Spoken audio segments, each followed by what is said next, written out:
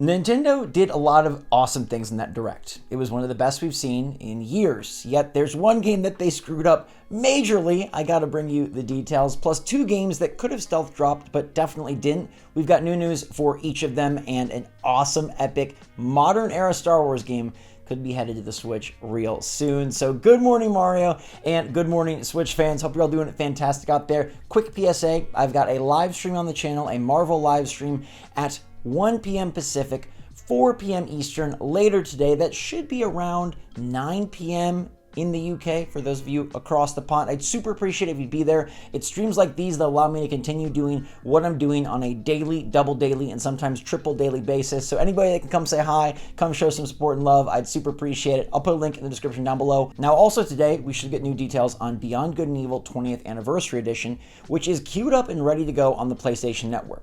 It seems like it will be ready to go on the Switch very soon as well. And later today, Limited Run Games is talking about what is going to happen with Beyond Good and Evil 20th Anniversary Edition. That show takes place later today before my stream at 2 p.m. Eastern, and we know this game is supposed to come to Switch, and so maybe it will stealth drop, maybe it will have a release date that's happening soon, maybe it'll be up on the eShop and like PSN, but a physical edition from Limited Run Games will be available soon. I don't really know, but it was originally rated for Switch back in August of last year. Haven't heard anything since, but like I said, it is up on the PlayStation Store ready to go. So this one has to be either a stealth drop later today or it's super duper close. Now, Plucky Squire might not be as close, but thank goodness it's popped back up. I was very concerned that this Plucky Squire game didn't show up at the Direct, it didn't show up at the Devolver Digital, it didn't show up at any of the indie events or the Summer Games Fest itself. Plucky Squire is that game that very much reminds me of those Mario Odyssey segments where you jump onto the wall and become a 2D Mario, and then jump off and become 3D again. Or some have said it's like Link Between Worlds, a little bit of Zelda reference there. Plucky Squire just looks absolutely amazeballs. It looks fantastic, and we've got new previews where basically people say the game is freaking awesome. They hope that there's a lot of new ideas as the game progresses so that it doesn't get repetitive, it doesn't run out of steam, but that from what they played, it started off awesome. I saw a great quote from Nintendo Life where they said the Plucky Squire felt like something Nintendo itself would make, even without playing it on Switch. That is a compliment of all compliments. It feels like something Nintendo themselves would make. Boom. We've got a winner. Now, what's very odd about this preview is despite showing more of the game than ever before, and despite the game looking absolutely amazing, no release date. No release date. So is this a candidate for some future stealth drop? Why don't they have a release date? Is it because the game studio just doesn't know genuinely when it will finish, but sometime this year? Is it being saved for a Nintendo Direct or a Gamescom one night live, opening night live? One night live. Well, maybe it's being saved for one night some night. Seems like the kind of game that you might just absolutely poop sock in one night and marathon to get it done, but I want to savor it. Plucky Squire looks like a special game, and given the rest of Nintendo's lineup, I think it'll fit right in. We didn't get that DK 2D platformer this year, a new one like I was hoping for, but hey, Plucky Squire can kind of fill in and be a little bit of a platformer, a little bit of a Zelda. We've already got a Zelda. This is going to be a great fit. It's going to mix and match perfectly, and I hope we do get a release date soon. Now, I want to give a quick shout out to the gold Nintendo Switch Lite because we didn't have a chance to talk about it. I'm wearing the Zelda shirt to support the series. I think that's my favorite announcement of the entire Direct, and I think it's the coolest game Nintendo's releasing this year. I honestly think it's the best thing that could happen to the Zelda franchise, even if you're suspicious, even if you're bummed, even if you don't think it was the right idea or the right move. I think this opens the Zelda franchise in huge new ways, but I've already talked about that in a different discussion if you want to check that out from last night. In the meantime, let's talk about Perfect Dark. Perfect Dark was a great addition to the Direct, and obviously a great addition to Nintendo Switch Online. They separated out those mature-rated games into its own app in a way only Nintendo would deem necessary, but we got Turok and we got Perfect Dark. But the Perfect Dark is kind of imperfect dark, if you will, or maybe disaster dark, because there's all sorts of input delay, incorrect sensitivity, horrible dizzy effect that makes it almost impossible to navigate the levels.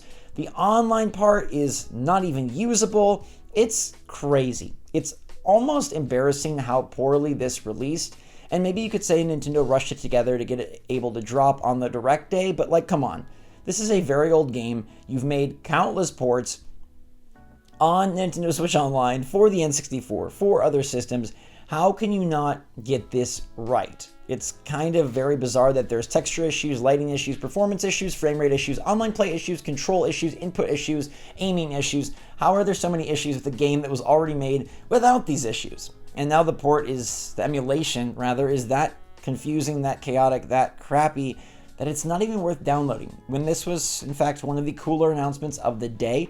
Definitely not as cool as the brand new games on Switch, but a great thing for people who have the expansion pack to pick up, and now it's seemingly not worth picking up, and in fact, it's a punishment to play given how poorly it has been realized. So hopefully Nintendo can go in and fix Perfect Dark on the N64 mature app. We got to specify that now.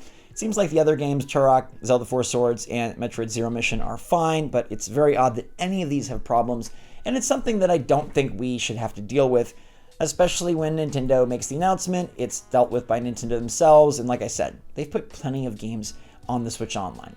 Now, we've got plenty of Star Wars games on the Switch, but none of the new ones, and maybe none of the best ones.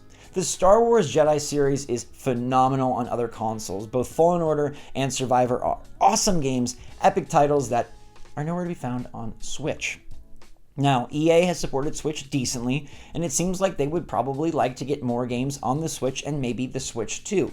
Star Wars Jedi Survivor was rated for PS4 and Xbox One in Brazil, which indicates that they are downporting this game to be able to work on lesser consoles and worse hardware. This is good for Switch fans. Now, I don't know if Star Wars Jedi Survivor will ever make it to the current Switch, but I think it's an absolute candidate for Switch 2.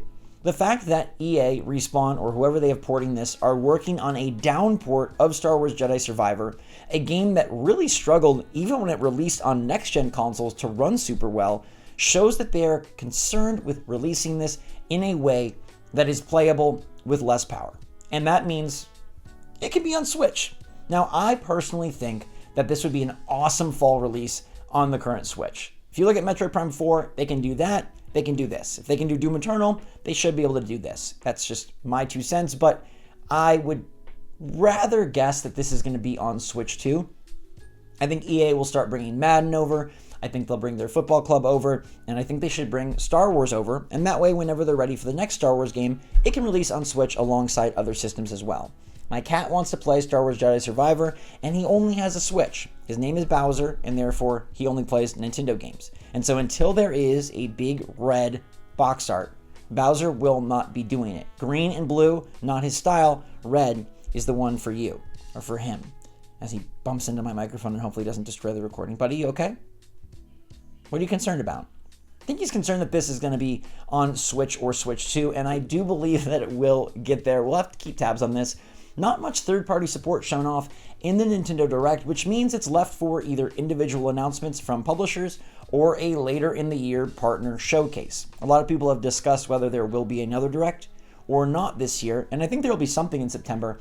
It just depends on whether or not it's a partner showcase like we had in February or another first-party full Direct, a general presentation like we just got earlier this week. But I think Star Wars would be an epic addition to Switch, and if we get to Switch 2, I think you're going to start seeing this more and more often. Big franchises and big games coming to Nintendo Switch 2 that previously were not possible on the Switch 1, or previously would have relied on the cloud service, which we know is an absolute crapshoot. That stuff does not run well often, does not look well often, and even if you have a great internet connection, sometimes just straight up stinks. So getting this natively on Switch would be huge, and being able to play plenty of games portably on the Switch that previously could not play there is a huge reason to upgrade to the Switch 2.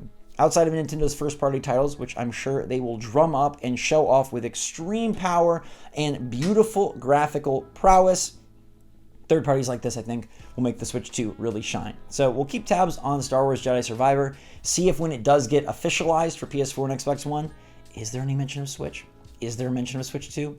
I guess it depends if Nintendo is announced by that point, but maybe the lack of third parties is because they're waiting for some sort of Nintendo announcement, and then we get a barrage. I do feel like some games already announced are going to be on Switch 2. We just don't know it yet because they can't say it yet. Anyways, that'll do it for today. Star Wars Jedi Survivor, would you buy it on Switch? Plucky Squire coming along nicely. When's it releasing? And Perfect Dark, have you seen those issues? because they seem pretty darn terrible. Anyways, hopefully I'll see you on the live stream later today, and of course on the next video. Until then though, thanks so much for watching. Stay safe, stay healthy, stay happy, stay positive out there. Love you lots. SwitchForce out.